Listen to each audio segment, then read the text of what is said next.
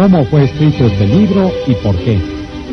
Durante los últimos 35 años, las empresas editoriales de los Estados Unidos han impreso más de 1/5 de obras diferentes. Muchos de estos libros eran atrozmente tediosos y muchos fueron fracasos financieros. ¿He dicho muchos? El presidente de una de las mayores editoriales del mundo me confesó que su compañía, después de 75 años de experiencia editorial, todavía pierde dinero con 7 de cada 8 libros que publica. ¿Por qué entonces he tenido la temeridad de escribir otro libro? Y después de escribirlo, ¿por qué se ha de molestar usted en leerlo? Preguntas justas, ambas, y trataré de contestarlas. Desde 1912 vengo dirigiendo cursos educativos para hombres y mujeres de negocios y profesionales en Nueva York. Al principio dirigí cursos sobre oratoria pública solamente. Cursos destinados a preparar a los adultos, mediante la experiencia, a pensar mientras están de pie y a expresar sus ideas con mayor claridad, mayor efectividad y mayor soltura, tanto en conversaciones de negocios como ante grupos más numerosos. Pero gradualmente, a medida que pasaban los años, comprendí que por mucho que estos adultos necesitaran un aprendizaje para hablar en forma eficaz, necesitaban aún más el aprendizaje en ese bello arte de tratar con la gente en los negocios y en sus contactos sociales. Comprendí también gradualmente que yo mismo necesitaba ese aprendizaje. Al recordar ahora esos años, me aterroriza advertir mis frecuentes faltas de tacto y de comprensión. ¿Cómo lamento no haber podido tener en mis manos un libro como este hace 20 años? ¡Qué don inapreciable habría sido! Tratar con la gente es probablemente el mayor problema que se afronta, especialmente si se es una persona de negocios. Sí, y también si se es un contador, un ama de casa, un arquitecto o un ingeniero.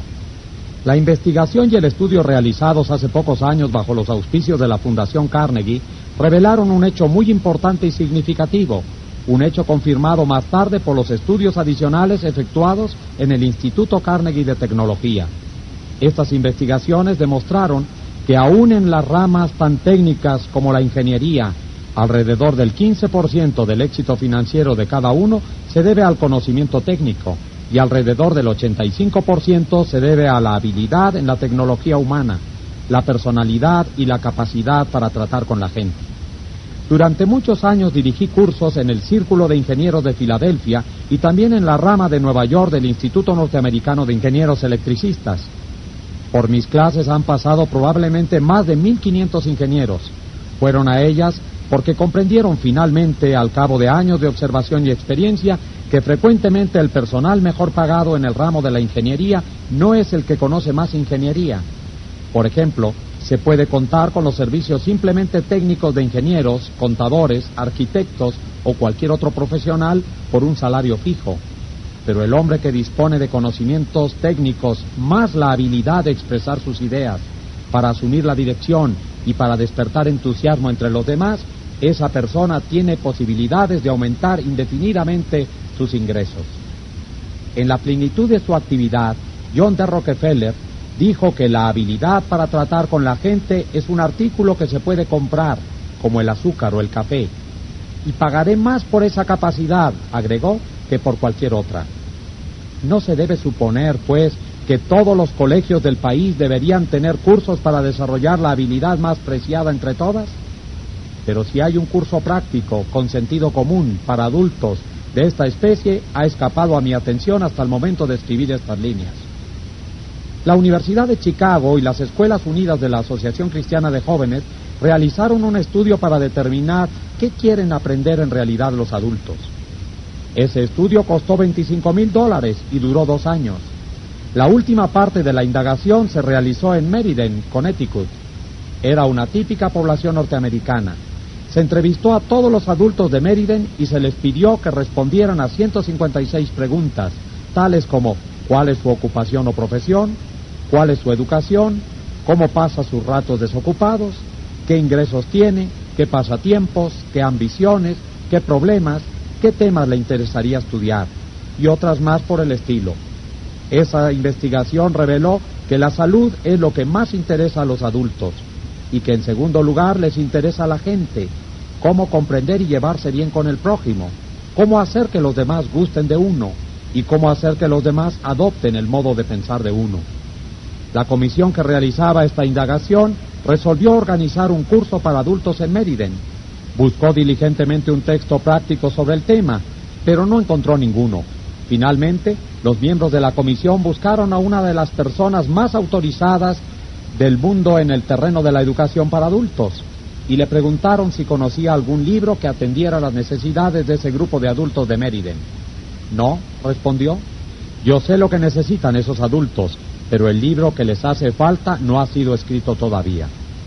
Yo sabía por experiencia propia que esa afirmación era exacta, porque durante años había buscado inútilmente un manual práctico y aplicable sobre las relaciones humanas. Como no existía ese libro, traté de escribir uno para utilizarlo en mis cursos. Y aquí está. Espero que a usted le agrade.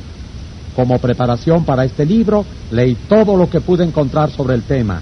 Todo, desde artículos en diarios y revistas, los archivos de los juicios de divorcio, las obras de viejos filósofos y psicólogos modernos.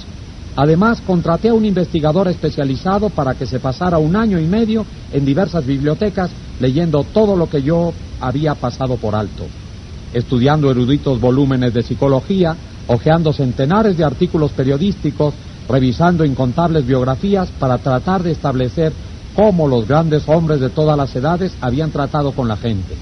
Leímos las biografías de todos los grandes personajes habidos en el mundo. Leímos la vida de todos los grandes, desde Julio César hasta Thomas Edison. Recuerdo que leímos más de 100 biografías de Theodore Roosevelt solamente. Estábamos decididos a no economizar tiempo ni gastos para descubrir todas las ideas prácticas usadas jamás por los hombres de todas las épocas, a fin de ganar amigos e influir sobre la gente. Yo entrevisté personalmente a veintenas de personas que han triunfado en la vida, algunos de ellos famosos en el mundo, inventores como Marconi y Edison, líderes políticos como Franklin D. Roosevelt y James Farley, hombres de empresa como Owen D. Young, estrellas de cine como Clark Gable y Mary Pickford, y exploradores como Martin Johnson, y traté de descubrir la técnica empleada por ellos en las relaciones humanas. Con todo este material preparé una breve charla, la titulé «Cómo ganar amigos e influir sobre la gente». He dicho breve, lo era en un principio, pero ha ido en aumento hasta convertirse en una conferencia que consume 1 hora y 30 minutos. Durante muchos años di esta conferencia ante los adultos reunidos en cada clase de los cursos del Instituto Carnegie en Nueva York. Siempre he hecho lo mismo. He pronunciado la conferencia y recomendado a los alumnos que hicieran la prueba de estos consejos en sus contactos comerciales y sociales, para volver luego a la clase a hablar de sus experiencias y de los resultados conseguidos. ¡Qué tarea interesante! Estos hombres y estas mujeres, ansiosos por mejorar, se veían fascinados por la idea de trabajar en una nueva especie de laboratorio, el primero y el único laboratorio de relaciones humanas para adultos que ha existido jamás. Este libro no fue escrito como se escriben todos los libros. Creció tal como crece un niño. Creció y se desarrolló en ese laboratorio gracias a las experiencias de miles de adultos. Hace años comenzamos con una serie de reglas impresas en una tarjeta no mayor que una tarjeta postal. A la temporada siguiente imprimimos una tarjeta más grande, después un folleto, después una serie de folletos, cada uno en crecimiento a su vez en tamaño y en alcance. Al cabo de 15 años de experimentos e investigaciones, tuvimos este libro. Las reglas que hemos fijado en él no son simples teorías o conjeturas, rinden resultados mágicos. Por increíble que parezca, he visto cómo la aplicación de estos principios revolucionaba literalmente la vida de muchas personas. Un ejemplo: un hombre con 314 empleados se inscribió en uno de estos cursos. Durante muchos años había mandado y criticado y censurado a sus empleados, sin trabas ni discreción. La bondad, las palabras de aprecio y de aliento eran ajenas a sus labios. Después de estudiar los principios en que se basa este libro, tal patrón alteró profundamente su filosofía de la vida. Su organización se ve inspirada ahora por una nueva lealtad, un nuevo entusiasmo, un nuevo espíritu de trabajo común. 314 enemigos se han convertido en 314 amigos. Ya lo dijo él, orgullosamente, en un discurso que pronunció ante la clase. Antes, cuando caminaba por mi establecimiento, nadie me saludaba. Mis empleados miraban para otro lado al ver que me acercaba. Pero ahora todos son amigos míos, y hasta el portero me llama por el nombre de pila. Este patrón tiene ahora mayores beneficios materiales, mayor descanso y, lo que es infinitamente más importante, encuentra mucha mayor felicidad en sus negocios y en su hogar. Innumerables vendedores han visto aumentar considerablemente sus ventas mediante el uso de estos principios.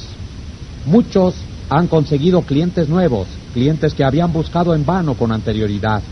Hay directores de empresas que vieron aumentar su autoridad y su sueldo. Uno de ellos nos informó que había conseguido un importante aumento de sueldo, debido sobre todo a la aplicación de estas verdades. Otro alto empleado de la Philadelphia Gas Works Company iba a ser rebajado de categoría por su beligerancia, por su incapacidad para conducir hábilmente a los empleados. El aprendizaje que realizó no solamente lo salvó del descenso a los 65 años de edad, sino que le produjo un ascenso con mayor sueldo. En muchas ocasiones, en los banquetes servidos al terminar cada curso, me han dicho los cónyuges que sus hogares son mucho más felices desde que sus maridos o mujeres iniciaron este entrenamiento. Con frecuencia se asombran los participantes por los resultados que consiguen. Parecen cosa de magia. En algunos casos, llenos de entusiasmo, me han hablado a casa un domingo porque no podían esperar 2 días para informarme de sus realizaciones en la clase regular del curso. Un hombre quedó tan impresionado por una charla sobre estos principios que se quedó comentándolos con otros miembros de su clase hasta altas horas de la noche. A las 3 de la mañana, los otros se fueron a sus casas, pero él estaba tan conmovido por la comprensión de sus errores, tan inspirado por la visión de un mundo nuevo y más rico que se abría ante él, que no pudo dormir. No durmió esa noche, ni al día siguiente, ni la otra noche. ¿Quién era? ¿Un individuo ingenuo, sin educación, dispuesto a estallar de entusiasmo ante cada nueva teoría que se le presentara? No, lejos de ello. Era un comerciante refinado, un hombre culto, moderno, que circula por los mejores ambientes de la ciudad, que habla corrientemente 3 idiomas y tiene diplomas de 2 universidades europeas. Mientras escribo este capítulo me llega una carta de un alemán de la vieja escuela, un aristócrata cuyos antepasados sirvieron durante generaciones como oficiales del ejército a las órdenes de los Hohenzollern. Su carta, escrita desde un transatlántico, me habla casi con fervor religioso de la aplicación de estos principios en su caso. Otro hombre, nacido en Nueva York, graduado en Harvard, acaudalado, dueño de una gran fábrica de alfombras, me declaraba que ha aprendido más en 14 semanas gracias a este sistema de enseñanza del arte de influir sobre la gente que lo que pudo aprender sobre el mismo tema en sus 4 años de universidad. ¿Absurdo? ¿Irrisorio? ¿Fantástico? Es claro que el lector está autorizado para rechazar esa afirmación con el adjetivo que desee. Yo solo repito, sin comentarios, una declaración hecha por un graduado de Harvard, conservador y eminentemente próspero, en un discurso público pronunciado ante aproximadamente 600 hombres en el Yale Club de Nueva York el 23 de febrero de 1933. En comparación con lo que deberíamos ser, decía el famoso profesor William James de la Universidad de Harvard, solo estamos despiertos a medias. Solo empleamos una pequeña parte de nuestros recursos físicos y mentales. En términos generales, el individuo vive así muy dentro de sus límites. Posee cualidades de diversas especies que habitualmente no usa. Esas cualidades que habitualmente no se usan. El único propósito de este libro es ayudar al lector a que descubra, desarrolle y aproveche esos poderes latentes que no emplea. La educación, decía el doctor John G. Given, expresidente de la Universidad de Princeton, es la capacidad para afrontar las situaciones que plantea la vida. Si para cuando el lector haya terminado de leer los 3 primeros capítulos de este libro no se encuentra algo mejor equipado para afrontar las situaciones que plantea la vida, consideraré que este libro es un fracaso completo por cuanto atañe al lector, porque el gran objetivo de la educación, dijo Herbert Spencer, no es el conocimiento, sino la acción. Y este es un libro de acción. Cómo ganar amigos e influir sobre las personas, por Dale Carnegie. Primera parte, capítulo 1. Si quieres recoger miel, no des puntapiés a la colmena. El 7 de mayo de 1937, la ciudad de Nueva York presenció la más sensacional caza de un hombre jamás conocida en esta metrópoli. Al cabo de muchas semanas de persecución, 2 pistolas Crowley, el asesino, el pistolero, que no bebía ni fumaba, se vio sorprendido, atrapado en el departamento de su novia en la avenida West End. 150 agentes de policía y pesquisas pusieron sitio a su escondite del último piso. Agujereando el techo, trataron de obligar a Crowley, el matador de vigilantes, a que saliera de ahí por efecto del gas lacrimógeno. Luego montaron ametralladoras en los edificios vecinos y durante más de una hora aquel barrio, uno de los más lujosos de Nueva York, reverberó con el estampido de los tiros de pistola y el tableteo de las ametralladoras. Crowley, agazapado tras un sillón bien acolchado, disparaba incesantemente contra la policía. 10,000 curiosos presenciaron la batalla. Nada parecido se había visto jamás en las aceras de Nueva York. Cuando Crowley fue finalmente capturado, el jefe de policía, Mulrooney, declaró que el famoso delincuente era uno de los criminales más peligrosos en la historia de Nueva York. Es capaz de matar, dijo, por cualquier motivo. Pero, ¿qué pensaba Dos Pistolas Crowley de sí mismo? Lo sabemos, porque mientras la policía hacía fuego graneado contra su departamento, escribió una carta dirigida a quien corresponda. Y al escribir, la sangre que emanaba de sus heridas dejó un rastro escarlata en el papel. En esa carta expresó Crowley: tengo bajo la ropa un corazón fatigado, un corazón bueno, un corazón que a nadie haría daño. Poco tiempo antes, Crowley había estado dedicado a abrazar a una mujer en su automóvil en un camino de campo en Long Island. De pronto, un agente de policía se acercó al coche y dijo: quiero ver su licencia. Sin pronunciar palabra, Crowley sacó su pistola y acalló para siempre al vigilante con una lluvia de plomo. Cuando el agente cayó, Crowley saltó del automóvil, empuñó el revólver de la víctima y disparó otra bala en el cuerpo tendido.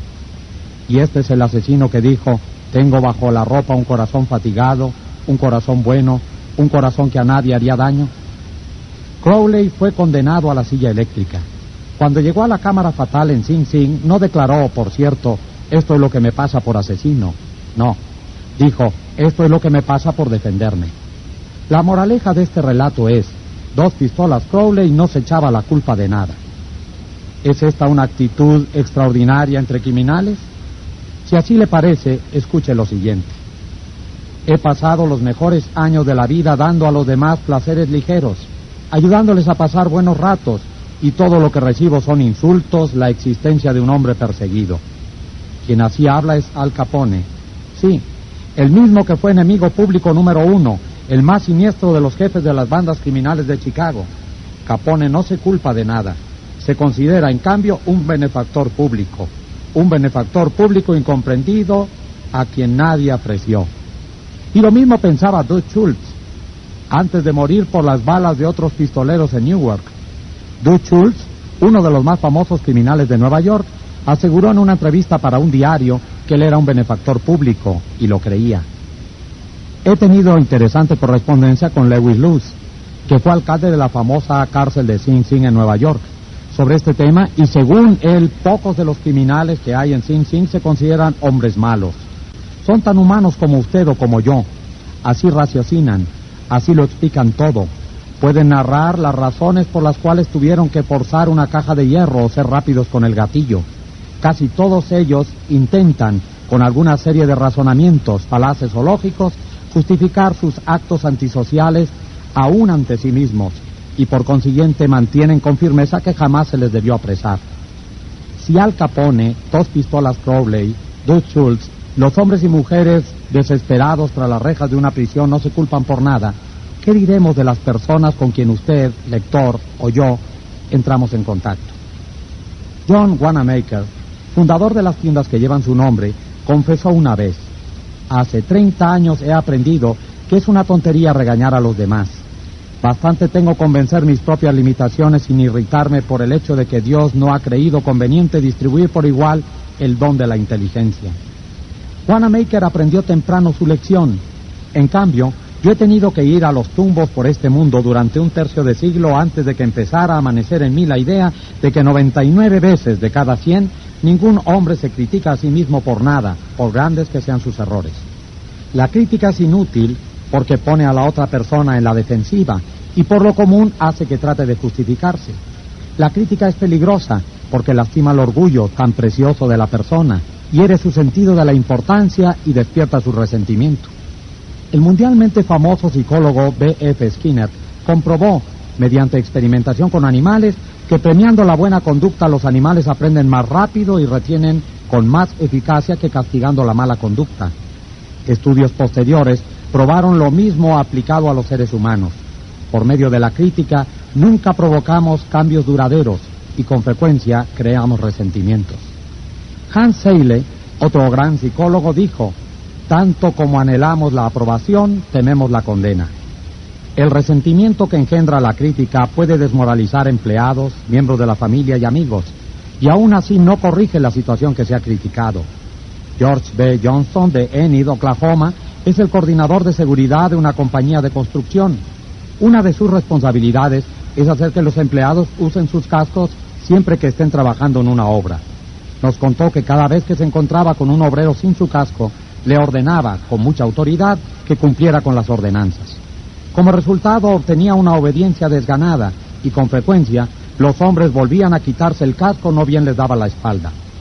Decidió probar un método diferente y cuando volvió a encontrar un obrero sin el casco, le preguntó si el casco le resultaba incómodo o no le iba bien. Después le recordó, en tono amistoso, que su misión era protegerlo de heridas y le sugirió que lo usara siempre que estuviera en la obra.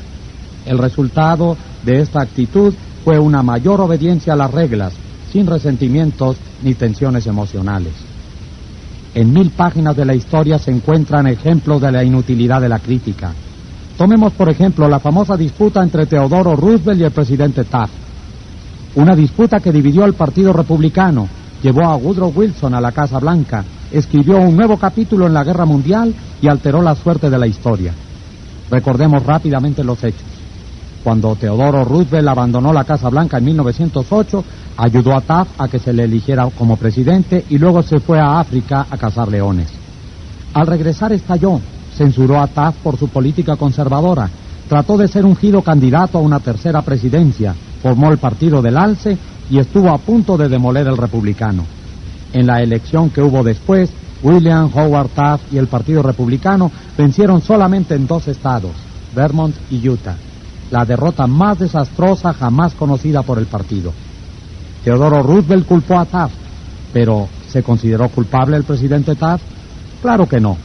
Con los ojos llenos de lágrimas dijo así: no veo cómo podía haber procedido de otro modo.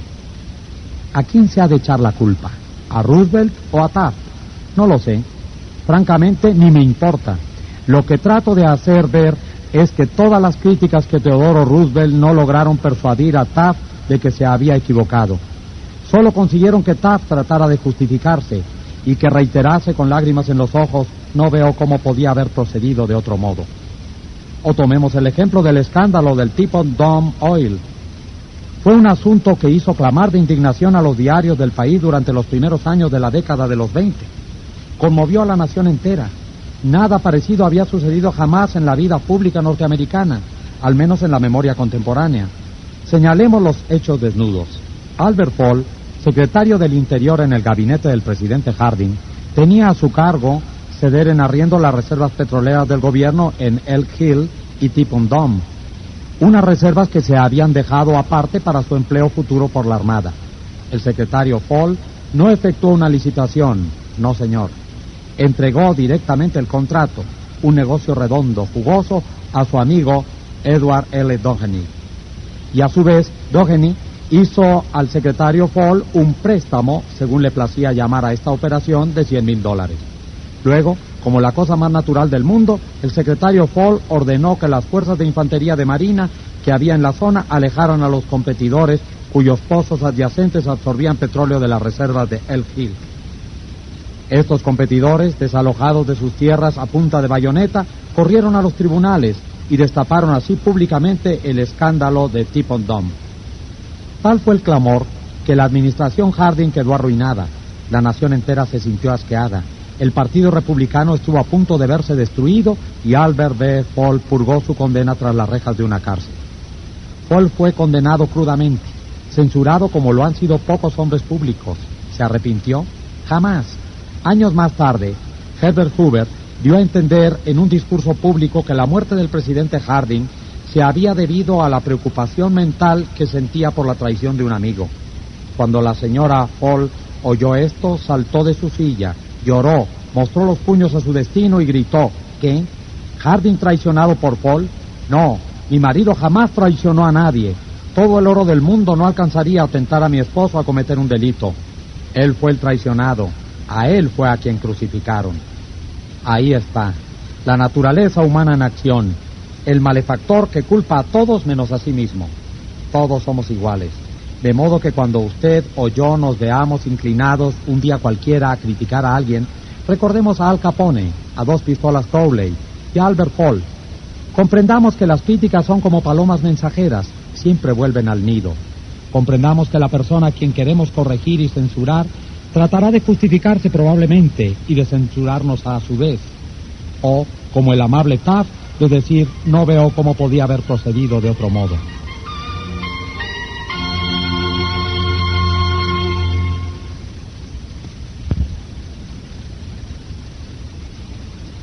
En la mañana del sábado del 15 de abril de 1865, Abraham Lincoln yacía moribundo en el dormitorio de una pobre casa de hospedaje frente al Teatro Ford, donde Booth había atentado contra él.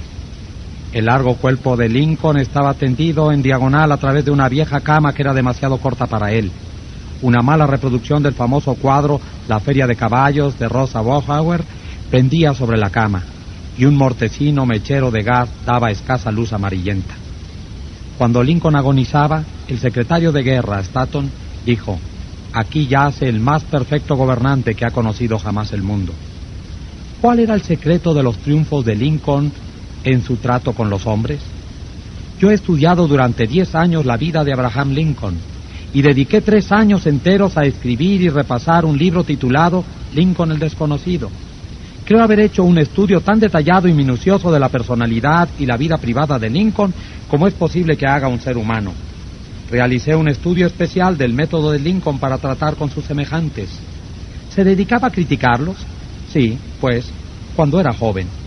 En el Valle Pigeon Creek, en Indiana, no solamente criticaba, sino que escribía cartas y poemas para burlarse de los demás, y los dejaba en los caminos campestres, en la seguridad de que alguien los encontraría. Una de esas cartas despertó resentimientos que duraron toda una generación. Aún después de empezar a practicar leyes como abogado en Springfield, Illinois, Lincoln atacaba abiertamente a sus rivales, en cartas que publicaban los periódicos, pero se excedió.